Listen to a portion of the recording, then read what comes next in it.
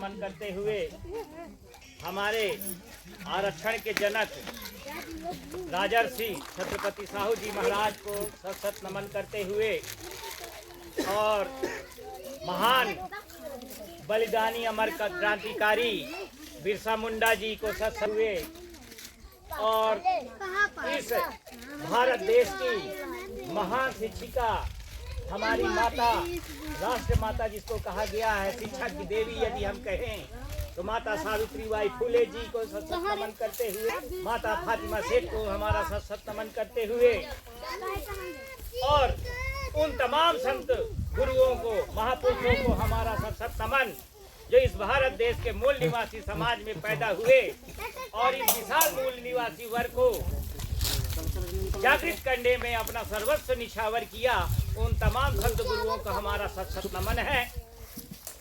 और इस भारत देश में करोड़ों शोषितों पीड़ितों को न्याय दिलाने के वाले हमारे संविधान निर्माता भारत रत्न परम पूज्य बोधिसत्व बाबा साहब डॉक्टर भीमराव अंबेडकर जी को हमारा सत सत नमन, माता रमाबाई अंबेडकर को सत सत नमन है हमारा। यहाँ पर उपस्थित हमारे सम्माननीय सभी उपस्थित उपासक एवं उपासिकाएं, प्यारे बच्चों, आप सभी को मेरा नमो बुद्धाय, जय भीम, जय मंडल, जय संविधान। साथियों, ज़्यादा बहुत कुछ हम ना कहते हुए हम यही कहना चाहेंगे कि जगना है, जगाना है तो कैसे होगा?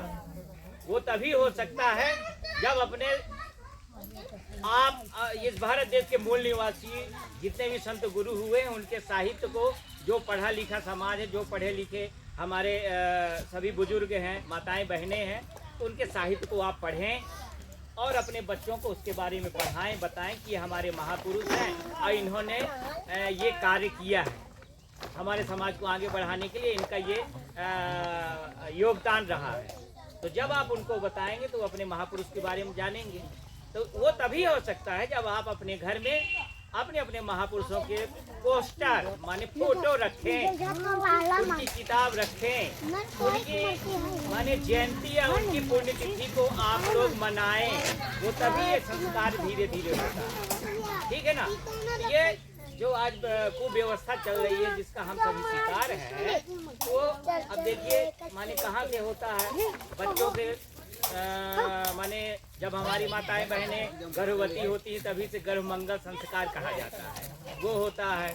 फिर बच्चे जब पैदा होते हैं, जन्म लेते हैं तो उनके नामकरण संस्कार होता है, फिर मुंडन संस्कार होता है, कर्ण छेदन होता है, विवाह संस्कार होता है। इस प्रकार के जो संस्कार उन उच्च वर्णीय लोगों के द्वारा जबरदस्ती जो हमारे ऊपर अपने अनुसार जो थोपा गया, वो तो समझ लीजिए कि संस्कार सब हमारे इस भारत देश के मूल निवासियों के उत्सव है, लेकिन वो अपना बना के अपना रंग लेपन लगा के आप सभी के सामने परोस दिया गया। आप सभी से हमारी गुजारिश है कि हमारे जो बड़े बुजुर्ग इन सभी चीजों को, अपने बहुजन महापुरुषों को यदि नहीं जानते हैं तो कम से कम जो आज की युवा पीढ़ी है, आज बहुत बड़ा सोशल मीडिया है, मोबाइल भी है, सबके पास है, तो कम से कम अपने बहुजन महापुरुषों को जानें, उनके बारे में पढ़ें और जब पढ़ेंगे जानेंगे तो इन बच्चों को भी सिखाएंगे। हम नहीं चाहते हैं पुरानी पीढ़ी जैसे आगे किस प्रकार की व्यवस्था थी, इस प्रकार हम लोगों को गुलाम बनाया गया और हम आज हमारा ये विशाल बहुजन समाज इस विकट स्थिति में है उसी के कारण। लेकिन आज जब आप बच्चों को अपना इतिहास, स्वर्णिम इतिहास, भारत का स्वर्णिम इतिहास रहा है, हमारे आपके जो दादे परदादे थे, राजे महाराजे हुआ करते थे, तो जब आप अपना स्वर्णिम इतिहास जानेंगे तो बच्चों को बताएंगे तो बच्चे भी कहेंगे धन्य हो हमारे पूर्वज इस भारत देश के राजे रजवाड़े। ठीक है ना? लेकिन आज हमारी स्थिति क्या है? क्योंकि हमारा इतिहास नष्ट किया गया, बर्बाद किया गया। और याद रखिए, गुलामों का कोई उत्सव और त्योहार नहीं हुआ करते। ठीक है ना? तो ये भारत देश में जिन्होंने आक्रमण किया और हमारे लोगों को हमारी शासन सत्ता की छीनी, हमारी राजपाट, हमारी धन दौलत सब कुछ उन्होंने लूटा। जब लूटा तो हम क्या हो गए? वो राजा बन गए, हम गुलाम न हुए। तो जो वो उत्सव बनवाएंगे, करवाएंगे, वही ना हम करेंगे। ठीक है ना? तो हमारा इनके अनुसार हमारा कुछ भी नहीं माने, उत्सव ये सब नहीं है।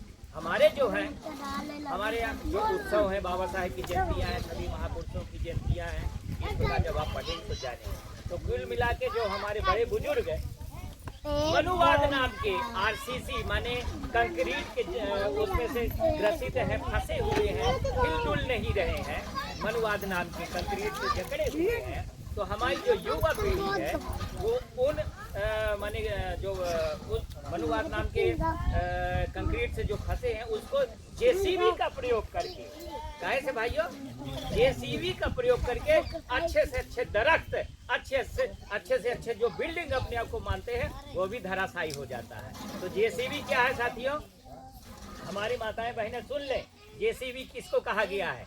जे से होता है ज्योतिबा राव फूले, और सी से होता है छत्रपति साहू जी महाराज, और बी से होता है बाबा साहब अम्बेडकर।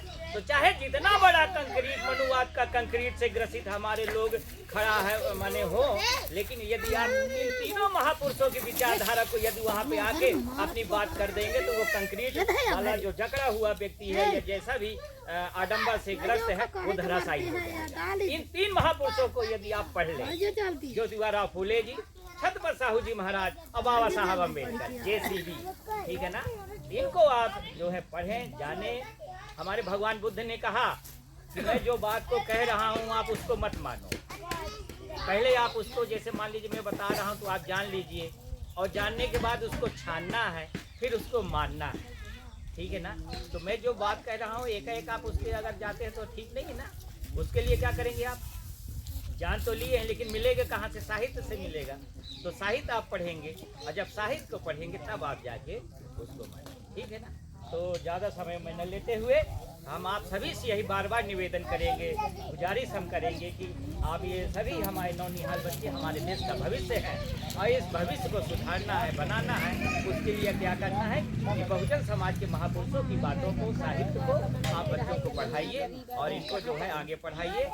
2 रोटी की जगह में 1 ही रोटी खाइए, लेकिन जितने भी प्रकार के व्यसन हैं उनसे दूर रहिए और बच्चों को अच्छी शिक्षा दिलाइए, ताकि ये जो है आगे जाके एक अच्छा रास्ता तैयार कर सके और आगे बढ़े और अपना घर परिवार देश का नाम रोशन करे। इसके साथ ही मैं अपनी बात को विराम करता हूँ।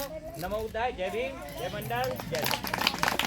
क्रांतिकारी साथियों, यदि आप संवैधानिक अधिकारों, जातिवाद जनगणना, मंडल कमीशन, बहुजन महापुरुषों की वैचार की समता, समानता और सामाजिक न्याय के आंदोलन को मजबूत बनाना चाहते हैं तो हमारी आपसे गुजारिश है कि हमारे चैनल को सब्सक्राइब करें व बेल आइकन के बटन को दबाएं। वीडियो को अधिक से अधिक शेयर करें व अपनी यथासंभव शक्ति अनुसार हमें आर्थिक सहयोग करें।